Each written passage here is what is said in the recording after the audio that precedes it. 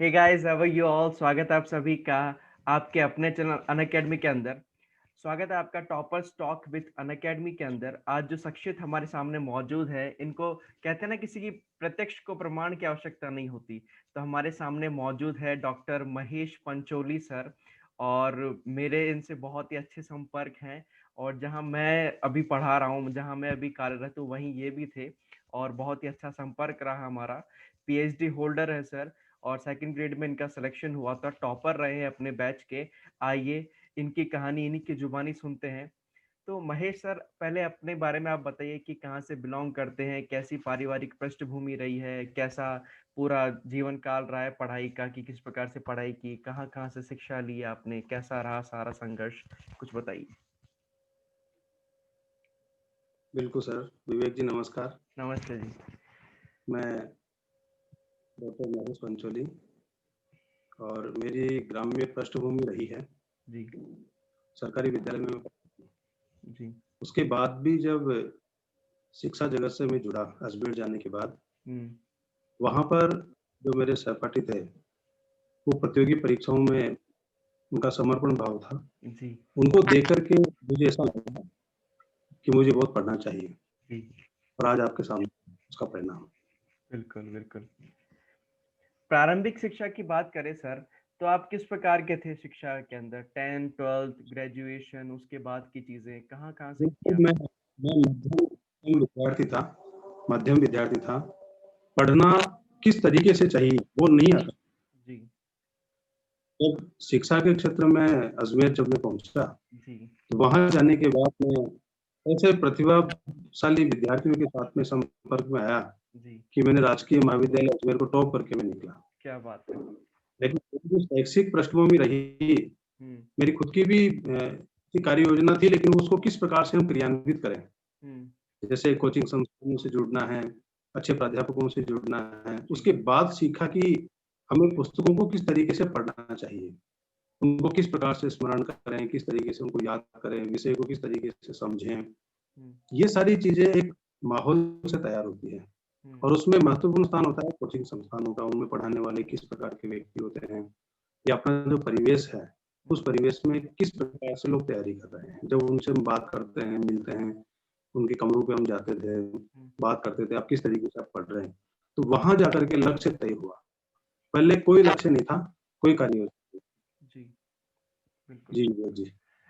आपकी एजुकेशन कहाँ तक रही है सर? कौन कौन से कॉलेजेस से आपने पढ़ाई की है, और किस किस प्रकार से आपका अनुभव रहा, कुछ बताइए। जैसे आपने अजमेर का नाम लिया, सर तो मैं अजमेर में आपका जाना कैसा हुआ? आप जी, बता रहे हैं कि आप टोंक से बिलोंग करते हैं, तो जी, अजमेर किस प्रकार से जाना हुआ आपका? जी, जी, मैं मेरा यूजी जो था वो बीए गवर्नमेंट कॉलेज टोंक से हुआ मेरा, ओके। और वहाँ छात्र राजनीति में थे, तो जी। पढ़ाई से इतना मध्यम श्रेणी का जुड़ाव था। जी। लेकिन जब मैं अजमेर गया, राजकीय महाविद्यालय अजमेर जीसीए के अंदर मेरा एडमिशन हुआ, हम्म। वो बिल्कुल जो सूची निकली थी, प्रवेश सूची, उसमें सबसे आखिरी में मेरा चयन हुआ था, हम्म। और वो भी भाग्य से हो गया। जी। जब मैं वहाँ के जो प्रोफ़ेसर थे, उनके संपर्क में आया, उनसे कुछ सीखा, जो मेरे क्लास आते थे, एक लक्ष्य तय हुआ कि मुझे कुछ करना चाहिए। जब मैं पास आउट हुआ तो टॉपर था उस कॉलेज क्या का। बात है, क्या बात है। गवर्नमेंट कॉलेज अजमेर से मैंने एमए किया। हम्म। वहीं से मैंने 2010 में पीएचडी भी वहीं से की है, हम्म। और दयानंद कॉलेज अजमेर से मैंने एमफिल किया हम्म। 2002 के अंदर। हम्म। और वहाँ से लगा कि हमें पढ़ना चाहिए, शिक्षा जगत में या शिक्षा के क्षेत्र में कुछ करना चाहिए। जी। फिर पीएचडी कहाँ से की आपने? वहीं से पीएचडी हुई आपकी? बिल्कुल, गवर्नमेंट कॉलेज अजमेर से मैंने पीएचडी किया संस्कृत विषय में। Okay okay. सर, जैसे सेकंड ग्रेड का आपने एग्जाम टॉप किया, अच्छा रैंक हासिल किया उसके अंदर, उससे पहले आपने और कौन कौन से एग्जाम दिए थे, या ये फर्स्ट एग्जाम था और आपका सिलेक्शन हो गया, या फिर उससे पहले भी काफी सारे एग्जाम्स आप क्रैक कर चुके हैं? देखिए, आपके इस साक्षात्कार के माध्यम से मैं आपको विशेष बातें बताना चाहूँगा जी। कि मैंने मेरे जीवन में बहुत प्रतियोगी परीक्षाएँ दी हैं, जी। और निकटतम अंकों से मैं रहा हूँ। जी। 2017 में मैंने कॉलेज वैक्यता का इंटरव्यू दिया था, हम्म। उसमें मेरा नहीं हो पाया, हम्म। लेकिन निराश कभी नहीं हुआ। उसके पहले मैं थर्ड ग्रेड टीचर था, हम्म। वो प्रतियोगी परीक्षा भी दी, उसमें भी अच्छी रैंक थी मेरी। उसके बाद द्वितीय श्रेणी संस्कृत विषय की जो विज्ञप्ति निकली राजस्थान लोक सेवा आयोग के माध्यम से, उसमें फिर मैं जुड़ा कि मुझे पढ़ना चाहिए, और भले ही उम्र का तकाज़ा अधिक हो गया, लेकिन फिर भी एक ऐसा संदेश देना पीछे वाले विद्यार्थियों को कि कभी भी निराश नहीं होना चाहिए, काम करते रहना चाहिए। निश्चित रूप से सफलता आदमी को मिलती है। बिल्कुल, बिल्कुल, बिल्कुल। सर ये तो रही आपकी पढ़ाई की बात। आपके फैमिली के अगर बैकग्राउंड के बारे में बात करें तो बैकग्राउंड कैसा था? मतलब पारिवारिक जो शिक्षा का माहौल कैसा था? या फर्स्ट थे जो बाहर निकले और आपने एक मतलब होता है ना पथ प्रदर्शन किया बाकी लोगों का किस प्रकार से पढ़ाई करनी चाहिए? आपके फैमिली मेंबर्स में जैसे पिताजी होते हैं, क्या उन्होंने आपको सपोर्ट किया था एजुकेशन के लिए? बिल्कुल, बिल्कुल सर, मेरे जो पिताजी थे वो अध्यापक थे, जी। शिक्षा जगत से जुड़े हुए थे। हुँ। लेकिन आज के 10-15 साल पहले ऐसा माहौल नहीं था कि बच्चों के ऊपर इतना ध्यान दिया जाए। ग्राम्य पृष्ठभूमि पे सरकारी विद्यालय में बच्चों का एडमिशन करवा देते हैं, जी। फीस जमा करवा देते हैं और शाम को थोड़ी देर माता-पिता बैठते हैं कि क्या पढ़ा, क्या नहीं पढ़ा, इतना सा होता है। हुँ। खुद उस ज़माने में अपने विद्यार्थी को तय करना पड़ता था कि मुझे क्या करना है और उसी स्थिति से मैं गुज़रा।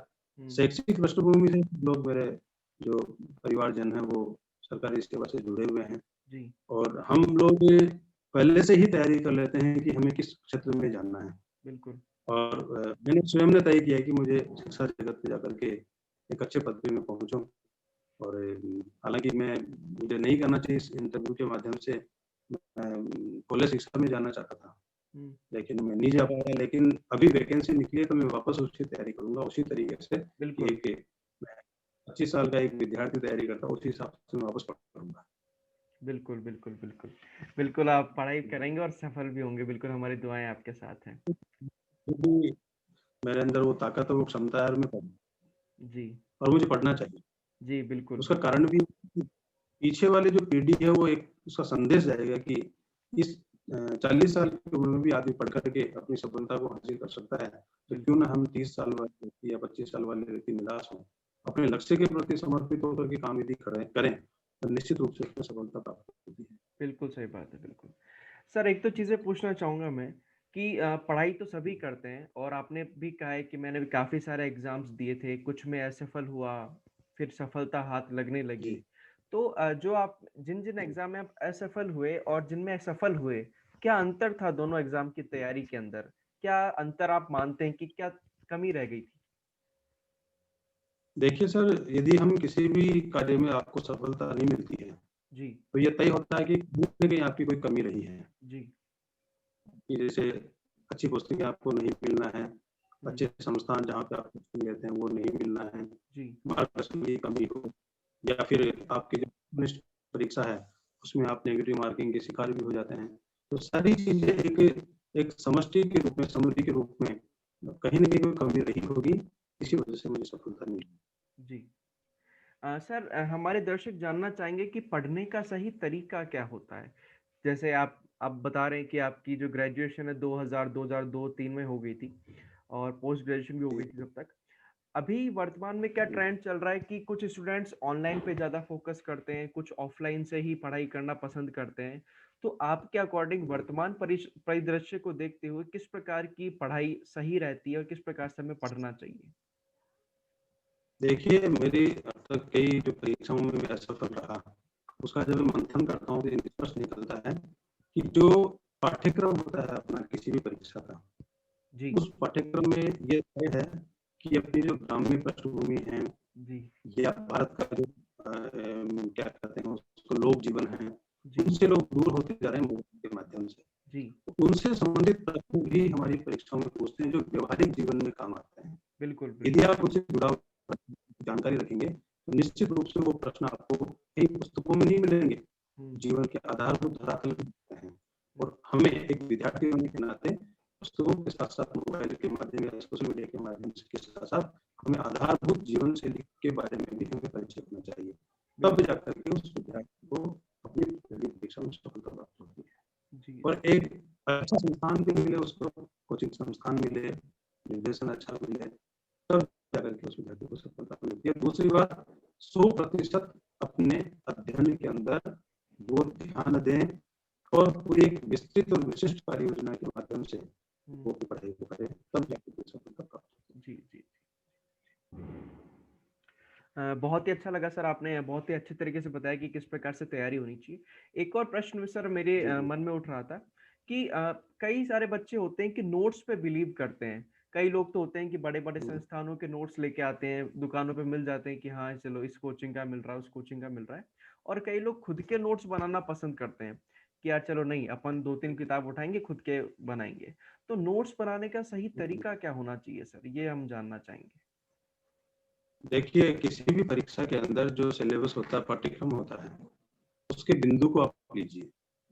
बिंदु को लेकर के आपके पास विभिन्न प्रकार के जो मान्य जो लेखक गण हैं, उनकी जो पुस्तकें हों और एक कोचिंग कोचिंग संस्थानों के अंदर जो पढ़ाने वाले जो प्रोफेसर होते हैं या फिर अनुभवी, उनका मार्गदर्शन लेकर के हुँ, खुद की मौलिक संरचना के साथ, उन पुस्तकों के साथ में हुँ, आपको एक नया ही नोट्स तैयार करना चाहिए और वो खुद का हाथ का लिखा हुआ हो, जी। तब जाकर के आप उस विषय से आत्मसात हो पाएँगे। बिल्कुल, बिल्कुल, बिल्कुल सही चीज़ है ये। खुद के जब हाथ के नोट्स होते हैं तो आप समझ में जल्दी आता है और मैंने भी ये चीज़ फ़ील की है कि फिर प्रॉब्लम नहीं आती, बहुत ही सही चीज़ है ये। जी। बिल्कुल, बिल्कुल। जी, बिल्कुल सर। बहुत ही अच्छा लगा महेश सर आपने हमसे बात की, अपने अनुभव हमसे शेयर किए जी, और काफ़ी लोग मोटिवेट बिल्कुल। होंगे इसको देख कर के, आपके वचन को सुन कर के, आपकी जो बातें हैं वो बहुत ही सटीक है और आपके तरीके भी एकदम सटीक है, हुँ, बहुत अच्छा लगा आपसे बात करके। अगली कड़ी में हम जानेंगे महेश सर से कि किस बिल्कुल। प्रकार का एग्ज़ाम का पैटर्न था सेकंड ग्रेड टीचर का और क्या-क्या क्वालिफ़िकेशन होती है उसकी, कौन-कौन सा पेपर आता है, सिलेबस में क्या-क्या चीज़ें आती है और सर ने किस प्रकार से तैयारी करके अपनी तैयारी को अंजाम दिया और इस मुकाम तक पहुँचे। तो नमस्कार सब सर तब तक के लिए आपको और बहुत-बहुत धन्यवाद कि आप हम आपने अपने कीमती वक़्त हमसे साझा किया और अपने विचार साझा किए। मिलते हैं आपसे अगली कड़ी में। तब तक के लिए धन्यवाद सभी दर्शकों को। मिलते हैं सर से अगली कड़ी में। धन्यवाद सर। बहुत-बहुत